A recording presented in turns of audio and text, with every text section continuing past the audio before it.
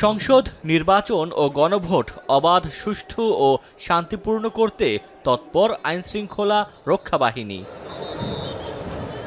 চট্টগ্রামের সন্দ্বীপ, কক্সবাজারের কুতুবদিয়া ও সেন্ট মার্টিনের ১২২টি ভোট কেন্দ্রে স্ট্রাইকিং ফোর্স হিসেবে দায়িত্ব পালন করবে কোস্টগার্ড পূর্ব জোন। চট্টগ্রাম জেলা স্টেডিয়ামে আনসার বাহিনীর নির্বাচনী প্রস্তুতিমূলক সমাবেশে অংশ নেন ২৬,০০০ সদস্য। ভোট কেন্দ্রে বিশৃঙ্খলা তৈরির চেষ্টা হলে তা রুখে দেওয়ার নির্দেশ দেন বাহিনীর পরিচালক। অনেক সুযোগ সন্ধানী এবং কুচক্রী যারা আছে তারা বিভিন্ন রকমের ঝামেলা তৈরি করার চেষ্টা করে। অটল পাহাড়ের মতো ইস্পাত সম বন্ধনে একজনের সাথে একজন দাঁড়িয়ে সবার অস্ত্র এবং লাঠি যেটা আছে সেটা দিয়ে ঠেকিয়ে রাখতে হবে। দুর্গম এলাকার ভোট কেন্দ্রের নিরাপত্তা